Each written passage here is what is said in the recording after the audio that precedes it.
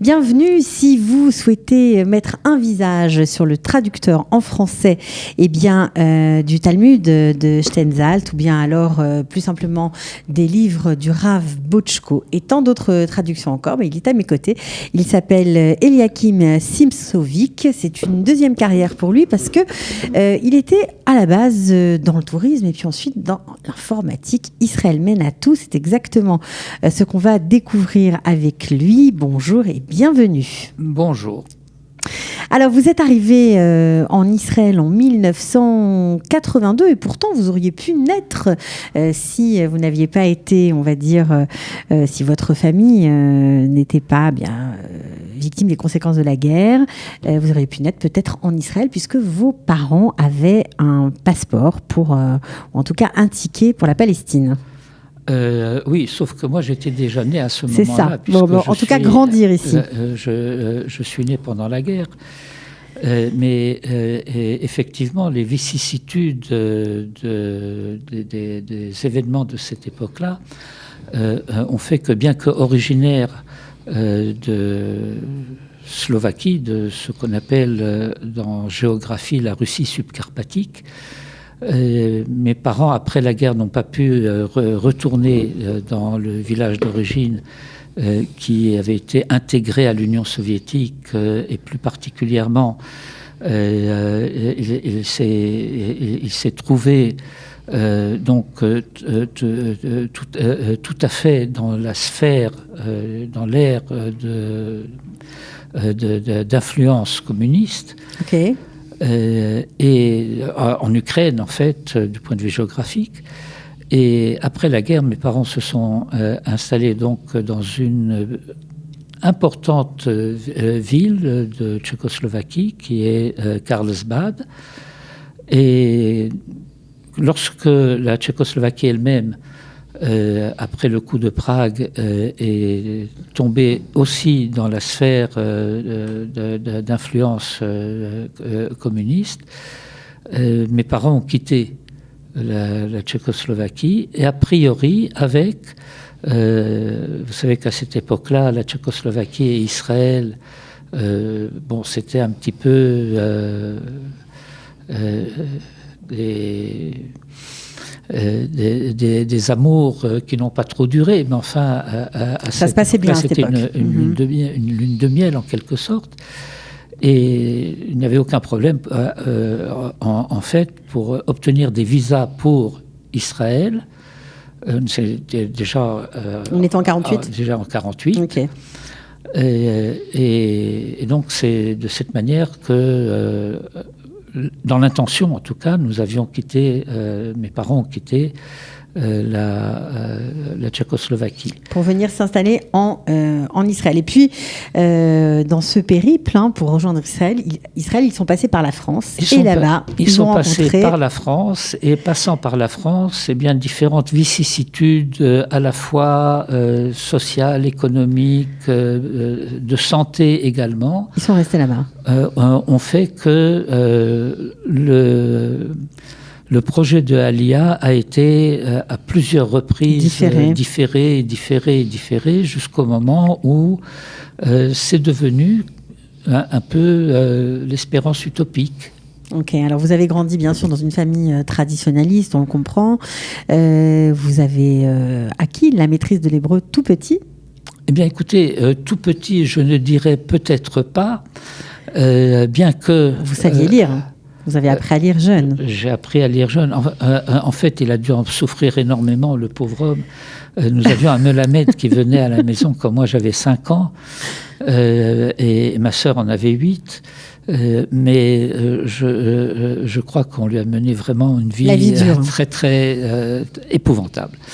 J'ai pas dû apprendre énormément de choses, mais enfin... Lire quand même. Il y a quelque chose, une teinture comme ça. Et puis ensuite, le Talmud Torah. Pour la petite histoire, j'étais d'abord à l'école communale française pendant tout le primaire. Et j'ai commencé le secondaire au lycée Janson de Sailly, dans le 16e. À Neuilly, non? C'est pas Neuilly, dans le 16e arrondissement. Okay. Autant pour moi. Bon. Et alors là-bas, il y avait un brave curé qui donnait, après les heures de cours normales, qui donnait des leçons d'hébreu.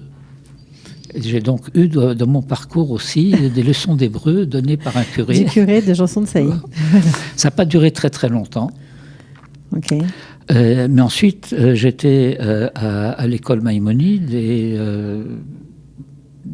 disons au travers de mon périple scolaire, bien, en fait, j'ai pris l'hébreu comme première langue au baccalauréat.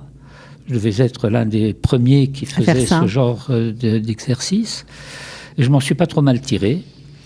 Et bon, j'ai continué ensuite en parallèle avec les études traditionnelles de Kodesh. De Kodesh.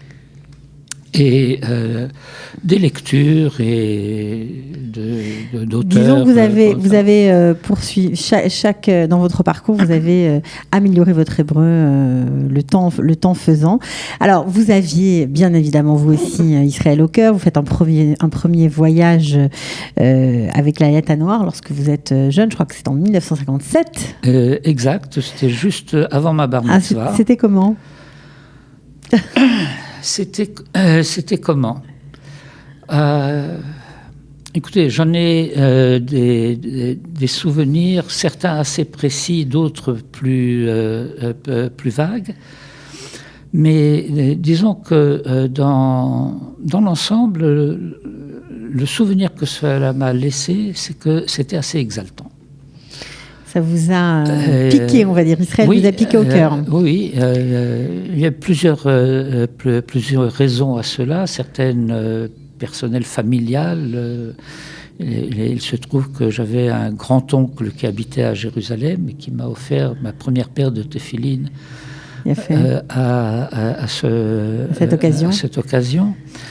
Et que j'ai revu ensuite par des années durant, au fur et à mesure que pendant mes différents voyages je venais en Israël, y compris après la Aliyah, parce que il a vécu assez vieux. Et donc, vous aviez une attache aussi en Israël, familiale? Bon, j'avais plusieurs attaches familiales parce que nous avions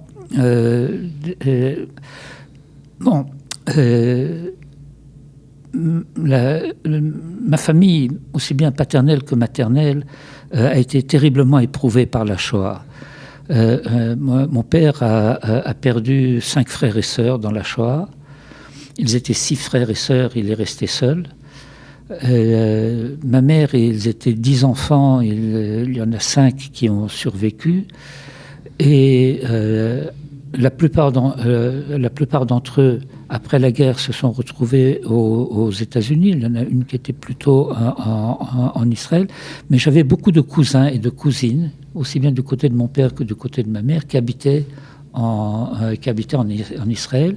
Et nous avions conservé des relations assez proches, assez étroites. Bien que ces cousins étaient dans l'ensemble d'une génération un petit peu plus vieille. Enfin, mais toujours est-il donc pour moi, Israël a été très rapidement un lieu où j'étais chez moi. Aussi bien sur le plan familial que sur le plan, comment dirais-je, de l'imaginaire. Vous sentiez bien? Vous avez tout de suite ressenti ça? Oui. Alors, c'est assez étonnant parce que ce sentiment-là ne vous a pas lâché et toute votre vie, vous n'avez eu de cesse de vouloir venir vous installer en Israël. Sauf que quand on construit sa vie, on a aussi une conjointe pour vous. Et elle n'était pas vraiment dans le même état d'esprit que le vôtre. Et pour elle, Israël, c'était bien pour les vacances, mais sans plus. C'est exact. Alors donc, qu'est-ce qui s'est passé? Qu'est-ce qu'il a décidé? Et donc... moi, j'avais pris le parti de ne pas essayer de la convaincre, d'insister. Un jour, ça va changer. Quand ça devra venir, ça viendra. Et puis, les circonstances ont fait que, travaillant professionnellement pour une entreprise israélienne, une société de tourisme que je représentais en France, où je faisais donc la promotion du tourisme israélien auprès des agences de voyage et des tours opérateurs, j'étais amené à venir en Israël plusieurs fois, au moins une fois par an en général, parfois plus. Et là, vous aviez, je crois, un voyage professionnel qui se dessinait. Vous vous êtes dit, puisque c'était, je crois, à l'époque de Hanouka, vous vous êtes dit, allez, venez avec moi, je vous embarque. C'est exact. Votre femme ayant la possibilité de vous suivre, elle a dit oui.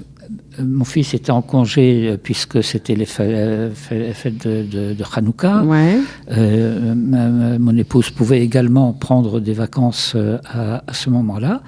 Je leur ai dit, écoutez, venez, on y va. On part en vacances ensemble. On va prendre des vacances en Israël. Bon, les vacances en Israël, ça n'a jamais effrayé ma femme. Elle a dit oui. Et donc, elle a dit oui, bien entendu. Bon, seulement pour des raisons techniques, je crois que vous n'avez pas pris le même avion. Vous êtes parti par El Al et puis elle par une autre compagnie. Et donc, on s'est retrouvés à l'hôtel à Bat Yam le soir. Chacun ayant fait le voyage de son côté. Chacun ayant fait le voyage de son côté, et nous ne nous sommes pas parlé tant que nous ne nous sommes pas retrouvés à l'hôtel dans la soirée. Et là, j'arrive à l'hôtel, et l'une des premières choses que ma femme me dit, bien, si tu veux toujours venir en Israël, je suis d'accord. Alors, bon, je ne vous dis pas... Vous n'avez pas fait répéter l'effet de choc que cela représente. Et bien entendu, je lui ai demandé, mais qu'est-ce qui s'est passé ? Qu'est-ce qui t'arrive ?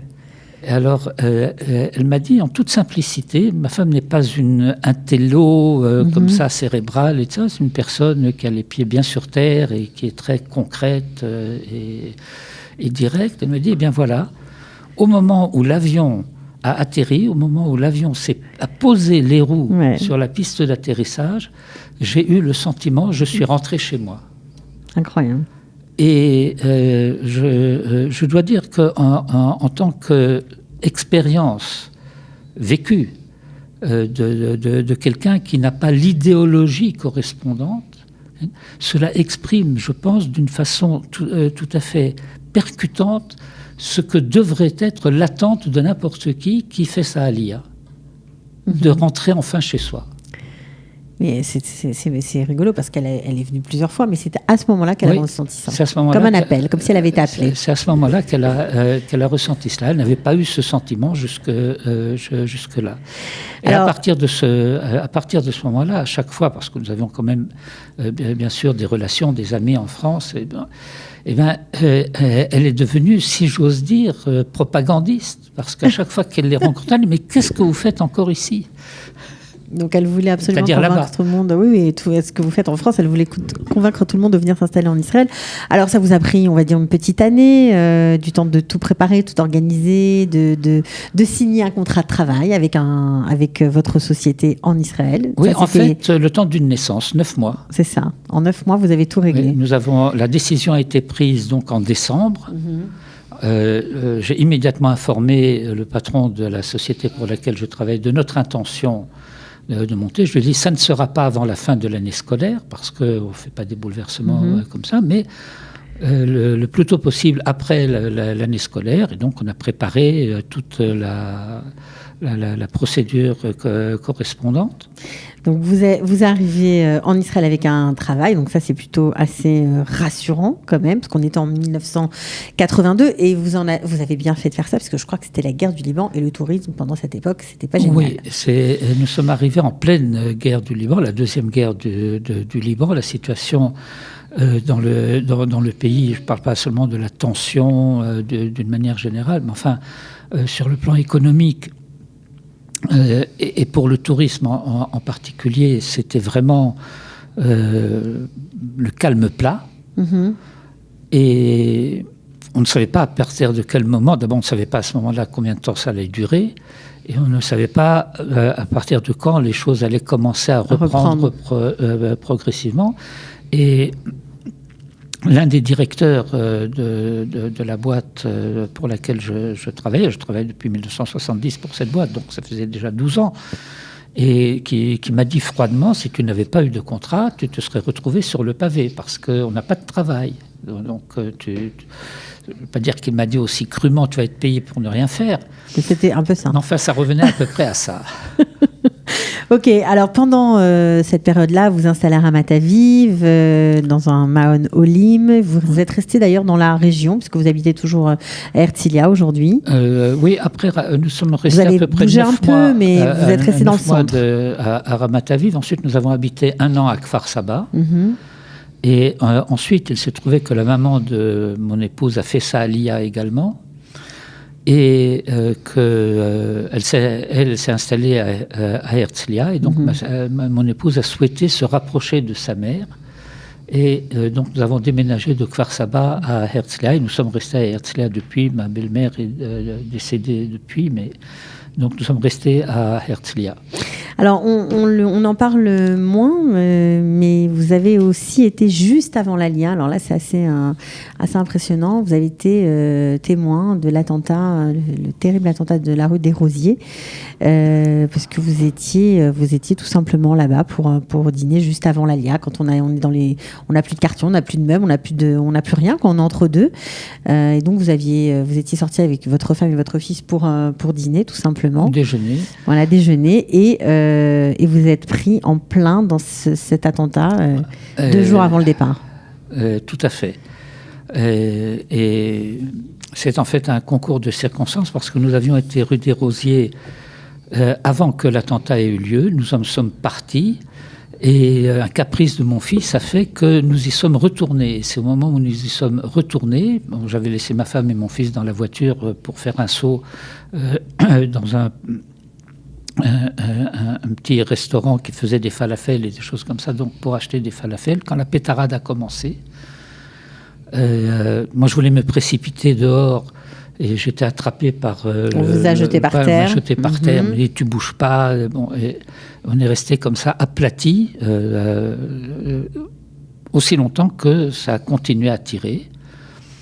Et quand ça s'est calmé, quand on a vu qu'il n'y avait plus de tirs ni rien du tout, je me suis précipité au dehors et je suis allé à la voiture, portière ouverte, des traces d'éclats de balles sur le capot et sur le pare-brise.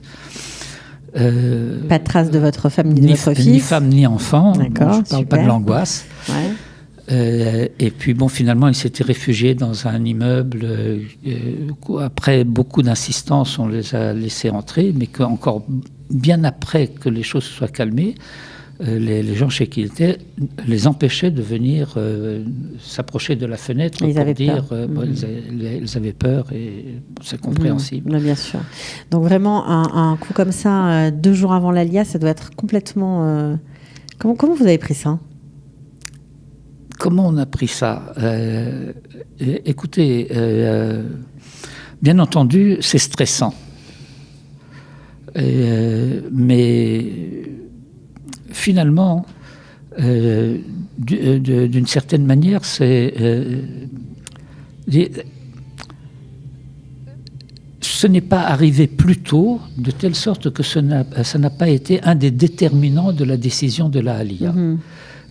Nous sommes venus en Israël, nous n'avons pas fui la France. Mm-hmm. C'était important pour vous ? Je pense que c'est important pour tout le monde. Bien sûr. Il y a souvent les personnes qui témoignent ici répètent d'ailleurs exactement la même phrase que vous, assez souvent. On ne fuit pas la France, on vient par choix. Ouais, il paraît que ça aide à s'intégrer. Alors, vous avez fait plein de choses, bien sûr, on l'a dit. Lorsque, au bout de quelques années dans le tourisme, vous avez monté une boîte d'informatique. Alors, ça paraît rigolo, mais comme quoi les passions et les intérêts qu'on peut avoir dans sa vie personnelle mènent à tout. Alors, comment vous avez commencé l'informatique ? Ça, c'est quand même incroyable. Comment j'ai commencé l'informatique ? Écoutez, ça remonte à très loin dans l'enfance, en fait. Mes parents habitaient un petit village dans la Russie subcarpatique qui s'appelait Boustino. Ceux qui ont lu le livre de Albert Londres le juif errant est arrivé, ont rencontré ce village dont il parle dans son livre. Il en parle d'une manière un petit peu exagérée, mais enfin, malgré tout. Mes parents appartenaient à des familles aisées, aussi bien du côté de mon père que du côté de ma mère. Et ils nous racontaient l'arrivée du premier poste de radio au village. Ok. Alors, je ne sais pas si vous savez, les postes de radio à l'époque, c'était un meuble. Tout à fait, ouais. Bon, il y avait tout le monde était autour. Tout le monde était autour. Et puis on appuie sur un bouton, il y a une voix qui sort et des gens qui commencent à chercher où se cache le nain qui parle dans ce meuble. Ok. Parce que l'idée que radio, les ondes et tout ça, c'était pas du tout dans l'air du temps. Et donc cette image du rapport avec une expérience existentielle et une avancée technologique m'est restée imprimée dans la mémoire. Vous a marqué, ok. Et puis, travaillant dans le quartier de l'Opéra, il est arrivé un jour, c'était en hiver, que je traverse les Galeries Lafayette comme raccourci pour aller d'une entrée à une autre.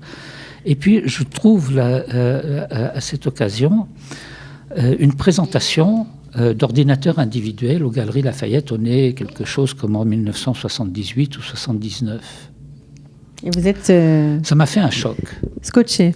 Ouais. Ça m'a fait un choc, pas tellement à cause de l'intérêt technologique pour lui-même, mais je me suis fait la réflexion suivante.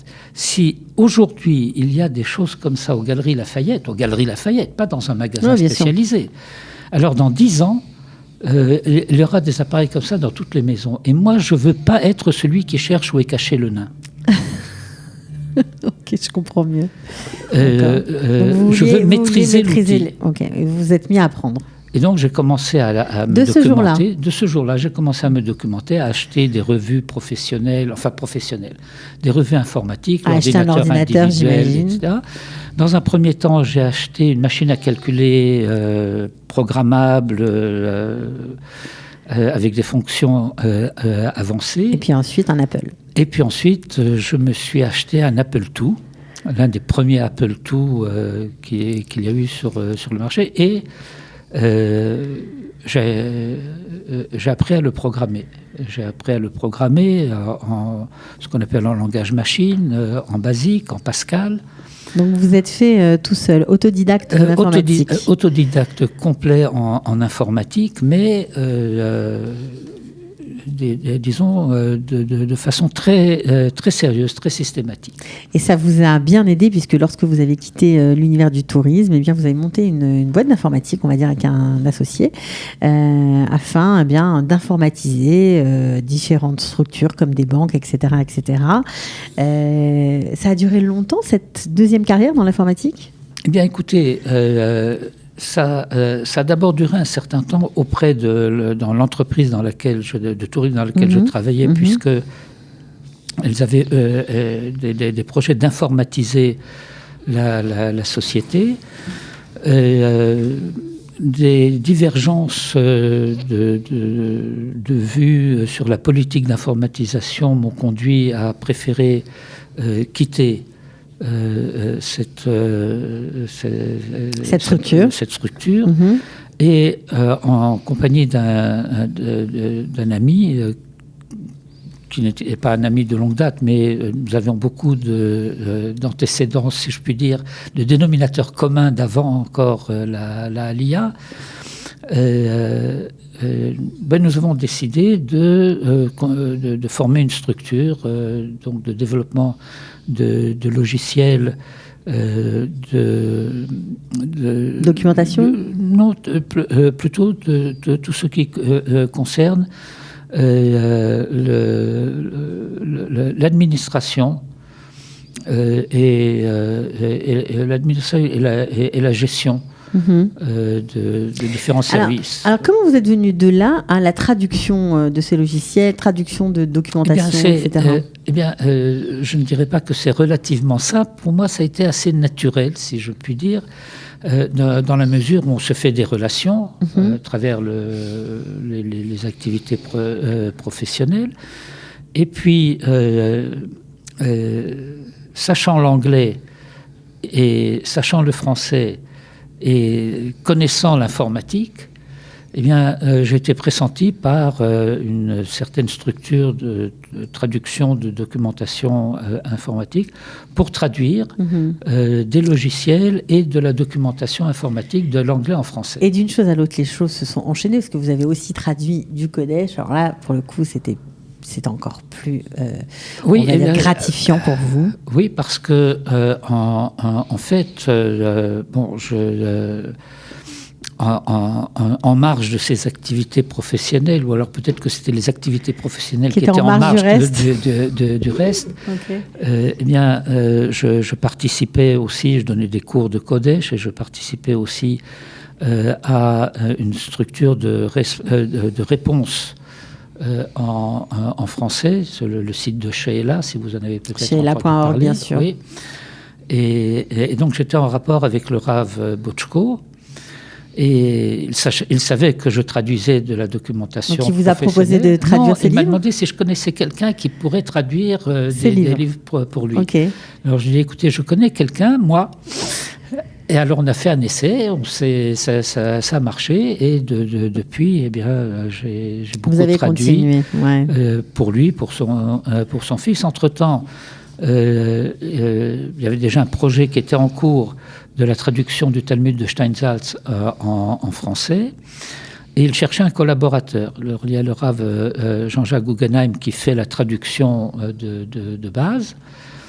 Et je suis chargé de la relecture et de la vérification, aussi bien du point de vue contenu que du point de vue langue et que du point de vue de la présentation de la mise en page. C'est une chose qui est importante pour vous, c'est une des choses les plus chouettes que vous ayez fait ? Écoutez, d'abord, comme vous l'avez dit, c'est gratifiant. C'est devenu d'abord à peu près quelque chose comme 80 à 90% de mon activité, la traduction.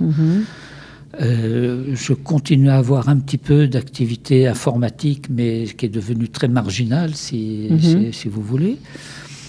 Et puis, ça fait partie d'une manière très concrète de l'effort d'étude d'une manière générale, parce que la traduction, ça veut dire la nécessité de repenser dans une autre langue ce qui a été dit, en l'occurrence en hébreu. Et c'est pas un processus, loin d'être un processus automatique du point de vue lexical, un mot du dictionnaire par rapport à un autre mot du dictionnaire, ça marche pas du tout comme ça. Déjà, ça marche pas comme ça pour les traductions professionnelles dans d'autres encore moins registres, pour le Kodesh. Mais encore moins pour le Kodesh, où il faut également, dans une large mesure, surtout quand on traduit vers une langue comme le français, c'est très différent de la traduction vers le français que la traduction vers les langues anglo-saxonnes, pour différentes raisons historiques et culturelles. Mais le français est une langue qui est très fortement imprégnée bien que la France, en tant que pays comme tel, semble être un pays déchristianisé, où l'impact religieux, mais culturellement, ça reste un pays gréco-latin du point de vue culturel et chrétien du point de vue spirituel. Et les glissements de sens qu'il peut y avoir en utilisant un certain terme qui a un certain poids spécifique dans la culture française et qui traduirait pourtant bien du point de vue lexical un certain terme en hébreu, mais on ne peut pas s'en servir parce que ça induirait des choses qui sont fausses. Exactement. Alors, vous qui avez quand même une très large expérience, premier voyage en 1957, qui avez vu le pays évoluer, qui avez travaillé dans ce pays, qui avez fait plein de choses, comment vous voyez la société israélienne d'aujourd'hui ? Eh bien, je dirais avec énormément d'admiration. Et admiration et je dirais même étonnement. Je partage totalement cet avis de Manitou, dont nous allons avoir l'occasion de célébrer dans les jours qui viennent le 22e anniversaire de sa mort, qui nous disait: dans n'importe quel pays du monde, s'il y avait cette représentation socioculturelle de gens qui se côtoient, qui habitent les uns à côté des autres, et puis celui-là il est yéménite, celui-là il est marocain, celui-là il est polonais, celui-là il est hongrois, etc., ça ne tiendrait pas 24 heures. Ça exploserait immédiatement. Parce que les frictions culturelles, culturelles, identitaires de ce qu'est le ressenti, la manière d'être de chacun de ces peuples. Les gens individuellement peuvent être très gentils, très braves, très serviables, très tout ce qu'on veut. Mais ensemble. Mais ce ne sont pas les mêmes normes, ce ne sont pas les mêmes habitudes, ne serait-ce que les normes de politesse ne sont pas les mêmes. Ce qui est perçu comme étant quelque chose de courtois dans un pays peut être perçu comme une insulte dans un autre. Je pourrais raconter des anecdotes, mais passons. Et en fait, ce qui se passe, c'est qu'il y a à la base de ces origines diverses, venues de 120 pays, sinon plus, c'est que nous sommes tous juifs. Et donc l'élément juif est ce qui fait la cohésion de l'ensemble. Et alors lorsque il y a des frictions, c'est pas le juif avec le juif, c'est le marocain avec le polonais. Mais en même temps, parce qu'il y a ce lien judaïque, ça n'a rien à voir avec religieux, pas religieux, laïque, pas laïque, c'est le fait que cette dimension juive, eh bien, elle participe à reconstruire une dimension de l'unité de l'humanité à travers les différentes rémanences des pays que nous avons traversés dans nos exils. Alors je suis tout plein d'admiration. Eh bien, c'est sur cette note d'admiration qu'on va se quitter. Merci beaucoup d'être venu jusqu'à nous, de nous avoir raconté une tranche de votre vie. Voilà, c'est toujours intéressant de voir aussi ceux qui sont là depuis longtemps, qui ont construit leur existence en Israël. Merci, Eliakim Simsovic, d'être venu et à très bientôt. Eh bien, merci de m'avoir invité. De rien. Bientôt. Ciao.